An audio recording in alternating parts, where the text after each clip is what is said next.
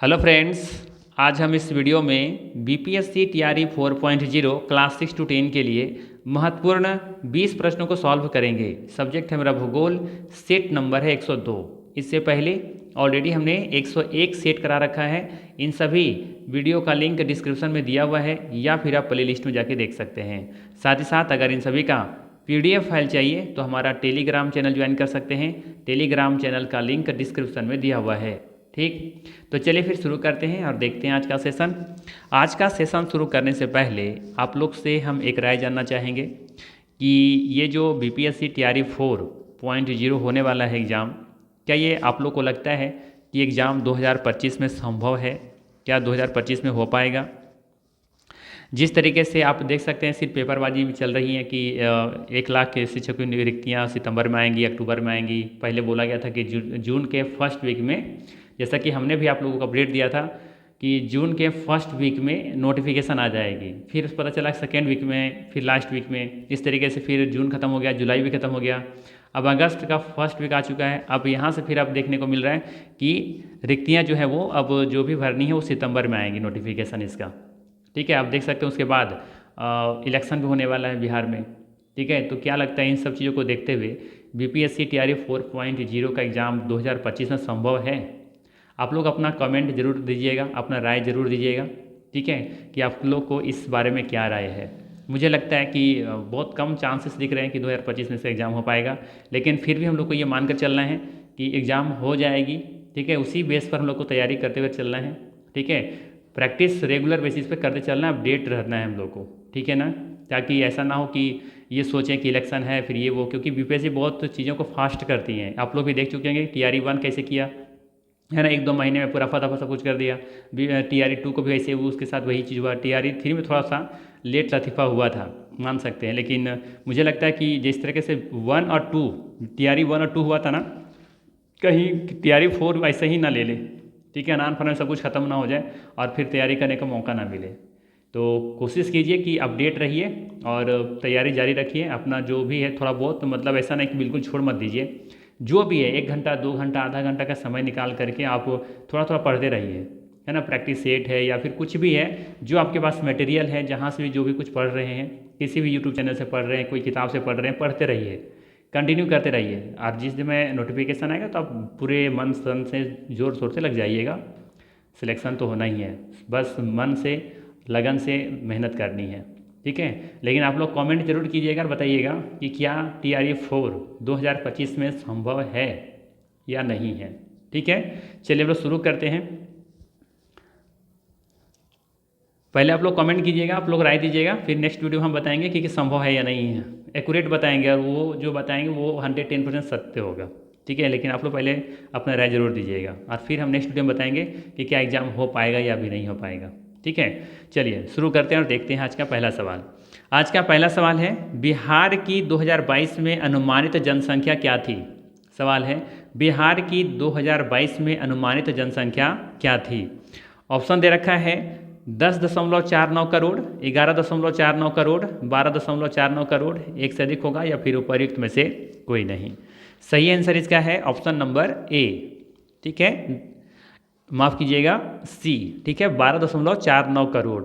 ठीक है, C option यहाँ पे करेक्ट हो जाएगा। बिहार की 2022 में अनुमानित जनसंख्या 12.49 करोड़ थी। ठीक है, वहीं बात करें हम जनगणना 2011 के अनुसार, तो बिहार की कुल जनसंख्या 10.41 करोड़ थी। कितना? 10.41 करोड़ थी जनगणना 2011 के अनुसार। ठीक है ना, तो ये याद रखिएगा। जो अनुमानित तो जो है 2022 में जो जनसंख्या थी वो कितनी थी? 12.49 कह सकते हैं, लगभग 12.5 करोड़। ठीक है ना, ध्यान दीजिएगा यहाँ पर। जनगणना 2011 के अनुसार कुल जनसंख्या इतना है 10.41 करोड़। कुल जनसंख्या पुरुषों की परसेंटेज कितना है? तो 52.14%। कुल जनसंख्या महिलाओं का परसेंटेज है 47.86%। ठीक है, और ग्रामीण जनसंख्या है 9.23 करोड़ और शहरी जनसंख्या मात्र है 1.18 करोड़। यहाँ से परसेंटेज अभी निकाल सकते हैं खुद से। ठीक है, और साक्षरता दर कितना है यहाँ पर? 61.8%। ठीक है। अगर यहाँ से देखा जाए कितना परसेंट शहरी का जनसंख्या कितना परसेंट है, तो कुछ नहीं करना, आपको करना क्या है 1.18 को डिवाइड कर देना है 10.41 इंटू 100 कर दीजिएगा, तो ये परसेंटेज निकल करके आएगा। तो कुछ एक भी याद रख लीजिएगा तो निकल जाएगा आपका। ठीक है, चलिए अगला सवाल है। सवाल है कि भारत ने विदेशी सीतवे बंदरगाह को संचालित करने का अधिकार हासिल किया है, यह किस देश में स्थित है? बताना है। भारत ने विदेशी सीतवे बंदरगाह को संचालित करने का अधिकार हासिल किया है, यह किस देश में स्थित है? ऑप्शन है म्यांमार में, बांग्लादेश में, श्रीलंका में, एक से अधिक होगा या फिर उपर्युक्त में से कोई नहीं। करेक्ट ऑप्शन हो जाएगा यहाँ पे ए ऑप्शन, म्यांमार में। ठीक है, ध्यान रखिएगा, भारत ने विदेशी सीतवे बंदरगाह को संचालित करने का अधिकार हासिल किया है और यह म्यांमार देश में स्थित है। ठीक, चलिए अगला सवाल लेते हैं। अगला सवाल है कि रामसर कन्वेंशन के तहत भारत के सुंदरवन वेटलैंड को अंतर्राष्ट्रीय महत्व की वेटलैंड के रूप में मान्यता कब दी गई थी? बताना है आपको। रामसर कन्वेंशन के तहत भारत के सुंदरवन वेटलैंड को अंतर्राष्ट्रीय महत्व की वेटलैंड के रूप में मान्यता कब दी गई थी? ऑप्शन है 2019, 2022, माफ़ कीजिएगा 2012 या फिर 2023, एक से अधिक होगा या फिर उपर्युक्त में से कोई नहीं। करेक्ट ऑप्शन हो जाएगा यहाँ पर ए ऑप्शन 2019 में। ठीक है, जनवरी 2019 में रामसर कन्वेंशन के तहत भारत के सुंदरवन वेटलैंड अंतर्राष्ट्रीय महत्व की वेटलैंड के रूप में मान्यता दी गई थी। ठीक है, तो याद रखना ए ऑप्शन बिल्कुल यहाँ पे करेक्ट हो जाएगा। इसके अलावा ध्यान रखिएगा, सुंदरवन का 40% भाग भारत में है और शेष बांग्लादेश में स्थित है। ठीक है, सुंदरवन का 40% जो एरिया है ना वो भारत में है, जबकि 60% आप देखेंगे बांग्लादेश में पड़ता है। ठीक है, वहीं बात करें सुंदरवन को वर्ष 1987 में भारत में और 1997 बांग्लादेश में से यूनेस्को के विश्व धरोहर स्थल घोषित किया गया था। तो सुंदरवन को वर्ष 1987 में भारत में और जबकि 1997 में बांग्लादेश में, आने कह सकते हैं 10 साल का डिफरेंस है, 87-97। ठीक है, सब 87 में मिल गया था भारत में और 1997 में मिला था बांग्लादेश को। ठीक है, तो ये थोड़ा सा याद रखिएगा, सवाल बन सकता है यहाँ से, कोई बड़ा इशू नहीं है इसके लिए।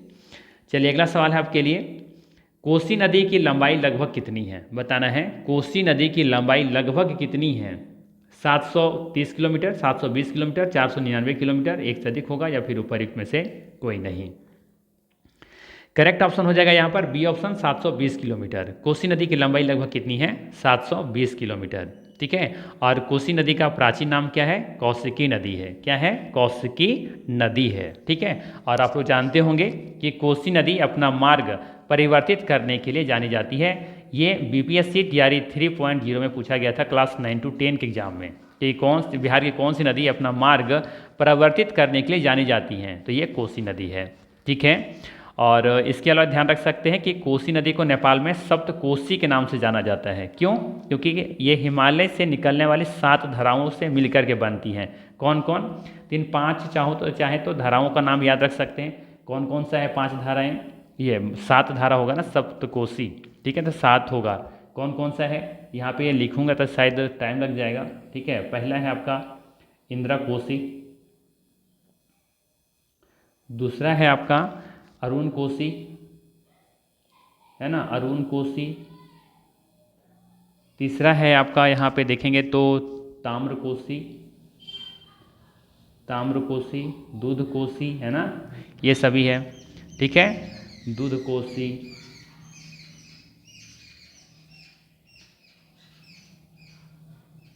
वीडियो को थोड़ा सा फास्ट कर लीजिएगा।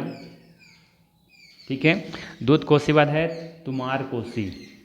ठीक है, तुमार कोसी, थोड़ा सा प्रोनाउंसिएशन में थोड़ा सा डिफरेंट हो सकता है, इसके लिए परेशान नहीं होना है। सुन कोसी, और एक और है जो मुझे याद नहीं आ रहा है, एक है आपका हाँ लिस्सू कोसी शायद है ना, लिस्सू कोसी। तो ये 7 धाराओं को मिलने से क्या बनता है? सप्तकोसी, जो कि नेपाल में से हम लोग जानते हैं कोसी नदी को। ठीक है, और कोसी नदी की लंबाई 720 किलोमीटर है, याद रखना है। अच्छा, ये निकलती कहाँ से है? ये भी पूछा जाता है ना, तो याद रखिएगा कि ये नदी नेपाल की राजधानी काठमांडू के उत्तर पूर्व स्थित गोसाई थान से निकलती है। कहाँ से? गोसाई थान से। ठीक है ना, याद रखिएगा। और ये भी याद रख सकते हैं कि ये कटिहार के समीप कुर्सेला में गंगा नदी में मिल जाती हैं। ठीक है ना, कटिहार के समीप कुर्सेला में गंगा नदी में ये मिल जाती हैं। ठीक, चलिए इतना बात याद रखिएगा।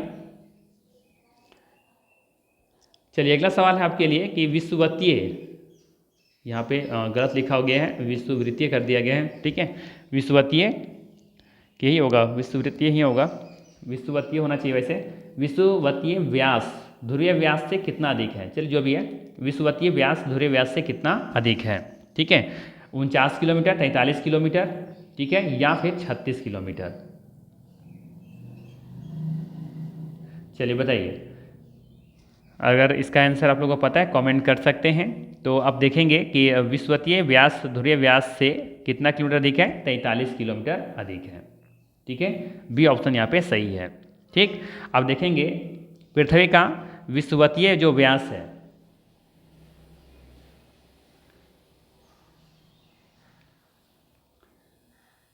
विषुवतीय व्यास, विषुवतीय व्यास कितना है?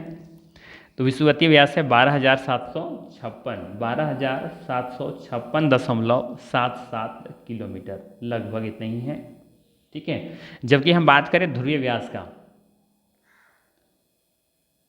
ध्रुवीय व्यास, तो ध्रुवीय व्यास क्या होगा? कम होगा क्या अधिक होगा? बताइए जरा। कम होगा ना, ध्रुवीय व्यास कम हो जाएगा क्योंकि चपटी है थोड़ा, तो 12,714 किलोमीटर के लगभग है ये।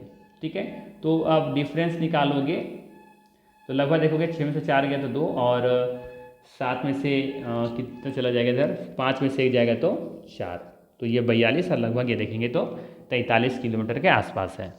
ठीक है, तो इसका सही आंसर क्या हो जाएगा? यहाँ पे बी ऑप्शन सही होगा। ठीक है, चलिए यहाँ पे कोई दिक्कत नहीं होना चाहिए।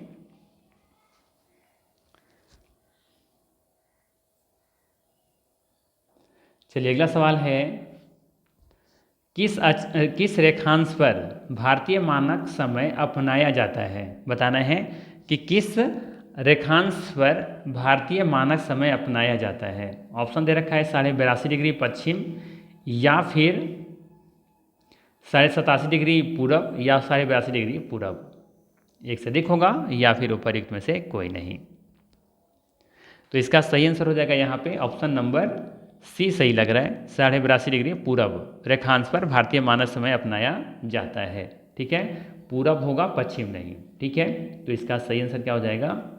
सी ऑप्शन। क्यों? क्योंकि हम लोग जानते हैं कि ये ग्लोब पर आप देखेंगे कि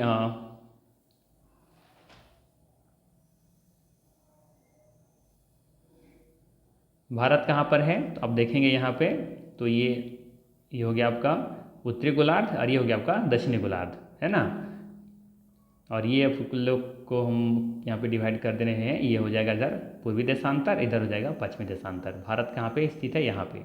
ठीक है, तो देखेंगे पूरब की तरफ है, तो इसीलिए अब देखेंगे इसका सही आंसर क्या हो जाएगा? 82.5 डिग्री पूरब। ठीक है, ये तो ईजी सा क्वेश्चन है, बच्चों वाला सवाल है।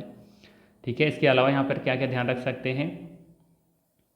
तो ध्यान रख सकते हैं कि भारत के सर्वाधिक पूर्व अरुणाचल प्रदेश के किबिथो एवं सर्वाधिक पश्चिम गुजरात के ग्वारमोती में स्थित स्थानों के स्थानीय समय में लगभग 2 घंटे का अंतर है।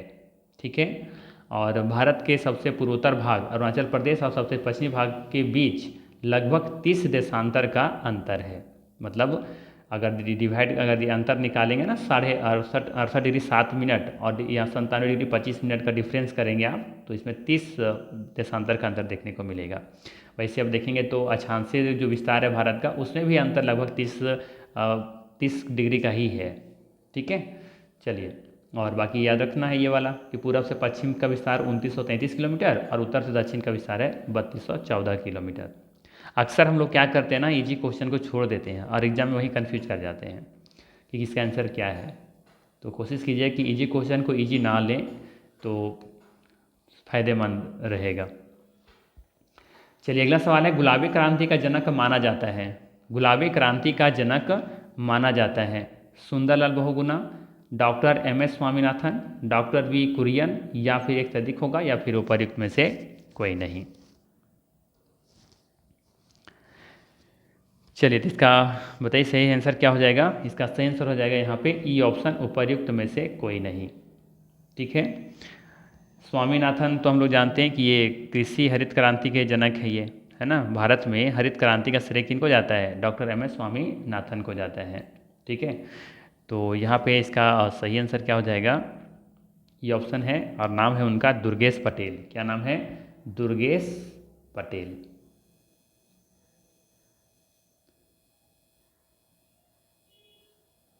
याद रखिएगा, दुर्गेश पटेल इसका सही आंसर होगा। ठीक है, चलिए अगला सवाल लेते हैं।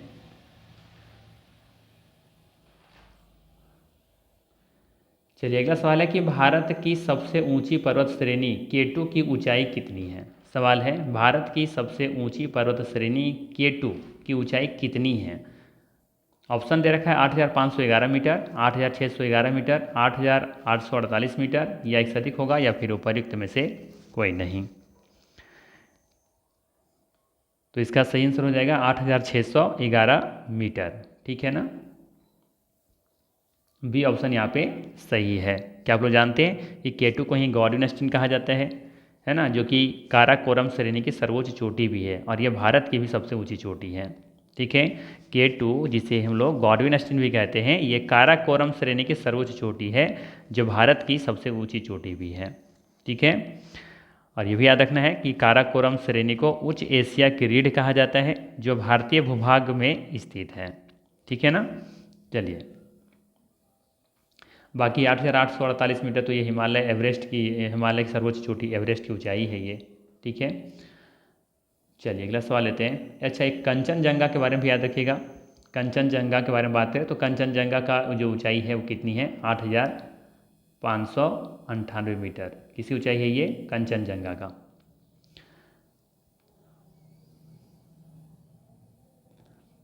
अगला सवाल है, स्थानों और वहाँ स्थित उद्योगों के बीच निम्नलिखित युगों में से कौन सा युग्म सही है। बताना है, स्थानों और वहाँ स्थित उद्योगों के बीच निम्नलिखित युगों में से कौन से युग्म सही है।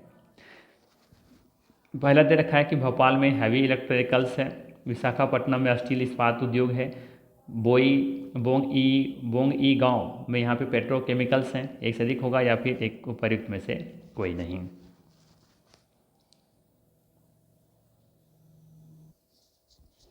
इसका सही आंसर है डी ऑप्शन, उपर्युक्त में से एक से अधिक। ठीक है, यहाँ पे तीनों सही युग्म मिला हुआ है, सही मैच किया हुआ है। स्थान और वहाँ स्थित उद्योगों के बीच सभी सही युग्म मिले हुए हैं, याद रखना है। ठीक है, चलिए अगला सवाल लेते हैं।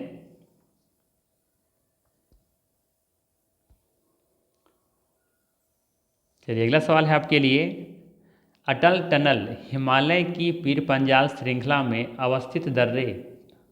अवस्थित किस दर्रे से गुजरती है। ठीक है, ये आप लोग को सवाल है आप लोग के लिए कि अटल टनल हिमालय की पीर पंजाल श्रृंखला में अवस्थित किस दर्रे से गुजरती है। ठीक है, किस दर्रे से गुजरती हैं। ऑप्शन है रोहतांग दर्रा, नाथुला दर्रा, जिलेपला दर्रा, एक से अधिक होगा, या फिर उपर्युक्त में से कोई नहीं।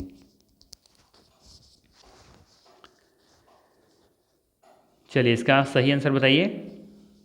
इसका सही आंसर क्या हो जाएगा, ऑप्शन नंबर ए, रोहतांग दर्रा। ठीक है,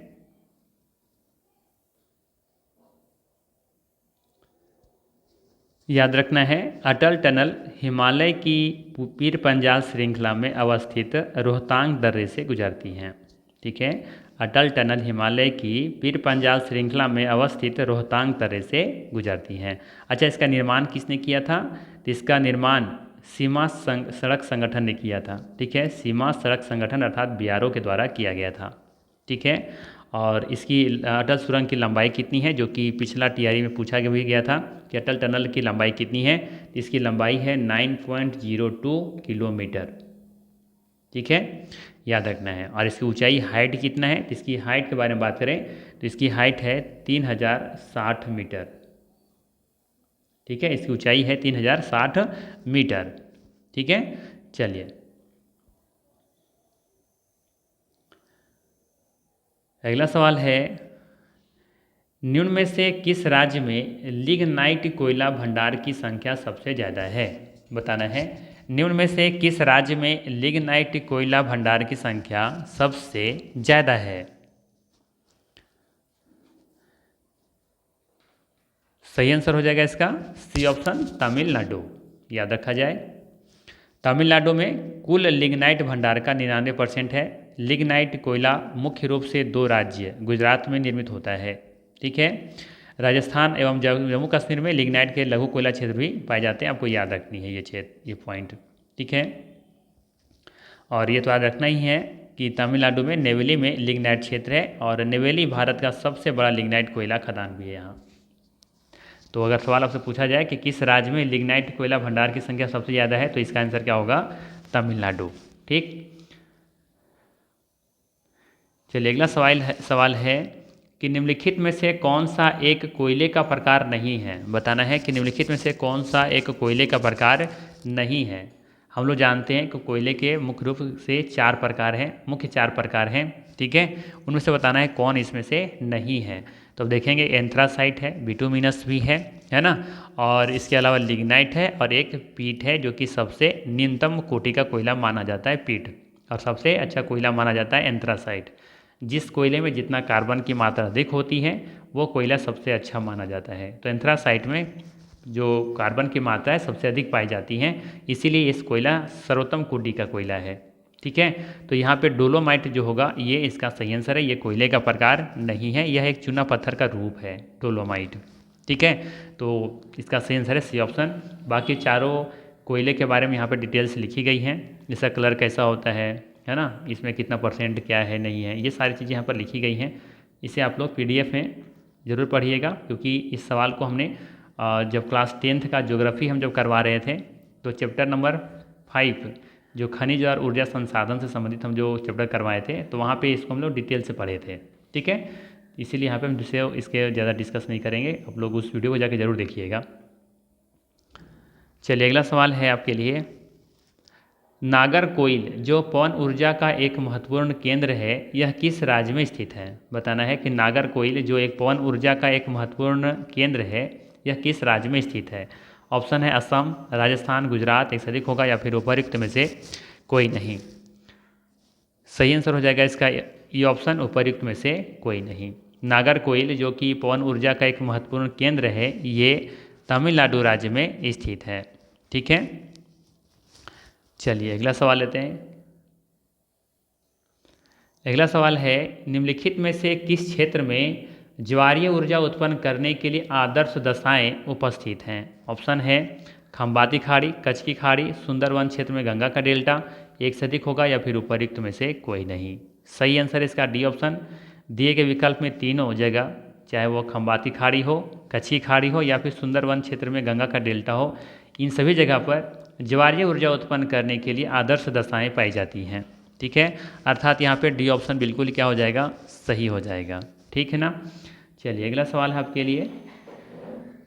सवाल है विश्व पर्यावरण दिवस 2025 की थीम क्या है। बताना है विश्व पर्यावरण दिवस 2025 की थीम क्या है। ऑप्शन है प्लास्टिक प्रदूषण को हराना, खाद्य संरक्षा, क्रियाशील विज्ञान, हमारी भूमि हमारा भविष्य, एक से अधिक होगा या फिर उपर्युक्त में से कोई नहीं। सही आंसर है इसका ये ऑप्शन, प्लास्टिक प्रदूषण को हराना। विश्व पर्यावरण दिवस जो कि हम 5 अक्टूबर को मनाते हैं, है ना, तो याद रखना यहाँ पे सही आंसर क्या हो जाएगा, माफ़ कीजिएगा, विश्व पर्यावरण दिवस हम लोग 5 जून को मनाते हैं। ठीक है, तो ये इस जब बार मनाया गया था 5 जून को पर्यावरण दिवस, तो इस दिन जो थीम रखा गया था वो थीम क्या था, प्लास्टिक प्रदूषण को हराना। ठीक है, वहीं बात करें हम हमारी भूमि और हमारा भविष्य, ये विश्व पर्यावरण दिवस 2024 की थीम थी। ठीक है, वहीं बात करें हम यहाँ पे खाद्य सुरक्षा, क्रियाशील विज्ञान, ये क्या है, तो ये भी याद रखना है कि ये भी कह सकते हैं कि ये भी एक थीम ही है, लेकिन ये थीम है किसका, विश्व खाद्य दिवस जो मनाए थे ना, तो उसका ये कह सकते हैं कि इसका थीम था ये। ठीक है ना, चलिए अगला सवाल है,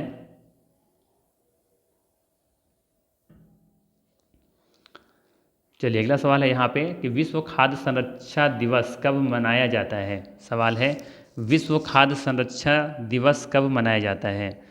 7 जून, 6 जून, 5 जून, एक से अधिक होगा या फिर उपर्युक्त में से कोई नहीं। सही आंसर हो जाएगा 7 जून। विश्व खाद्य सुरक्षा संरक्षा दिवस कब मनाया जाता है? तो 7 जून को मनाया जाता है। और विश्व खाद्य सुरक्षा दिवस 2025 की थीम क्या है?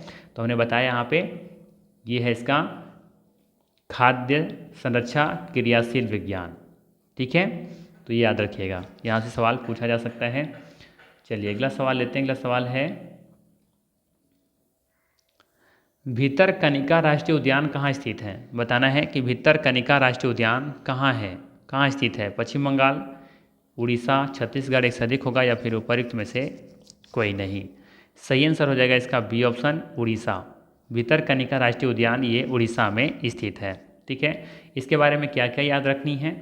देखिए, भितरकनिका राष्ट्रीय उद्यान उड़ीसा के केंद्रपाड़ा जिले में स्थित है। यह 672 वर्ग किलोमीटर के क्षेत्र में फैला हुआ है और 1998 में से राष्ट्रीय उद्यान घोषित किया गया था। भितरकनिका राष्ट्रीय उद्यान खारे पानी के मगरमच्छों और ओलिव रिडले समुद्री कछुओं के लिए ये प्रसिद्ध है। यह भारत का दूसरा सबसे बड़ा मैंग्रोव पारिस्थितिकी तंत्र भी है। वेरी वेरी इंपॉर्टेंट पॉइंट, ये भारत का दूसरा सबसे बड़ा मैंग्रोव पारिस्थितिकी तंत्र है। 2002 में भितरकनिका को अंतर्राष्ट्रीय महत्व के रामसर स्थल के रूप में नामित किया गया था। 2002 में भितरकनिका को अंतर्राष्ट्रीय महत्व के रामसर स्थल के रूप में नामित किया गया था। वहीं बात करें भितरकनिका राष्ट्रीय उद्यान में लवणीय जल मगरमच्छों की कुल संख्या बढ़ करके 1800 ये 26 हो गई हैं। ये रिपोर्ट जनवरी 2025 की है। जनवरी 2025 में जो रिपोर्ट आई थी उसके अनुसार भितरकनिका राष्ट्रीय उद्यान में लवणीय जल मगरमच्छों की संख्या कितनी हो गई? बढ़ करके 1826 हो गई है। ठीक है, ये करंट अफेयर्स का सवाल है, यहाँ से ध्यान रखिएगा। अगला सवाल है माउंट एटना कहाँ स्थित है? ये ऑप्शन दे रखा है इटली, वेटिकन सिटी, जर्मनी, एक से अधिक होगा या फिर उपर्युक्त में से कोई नहीं। तो माउंट एटना सिसिली द्वीप ये इटली में स्थित है। ठीक है, माउंट एटना ये एक सिसिली द्वीप है ना इटली में, वहाँ पे स्थित है ये। ठीक है, और वेटिकन सिटी तो ये दुनिया का सबसे छोटा सा देश है।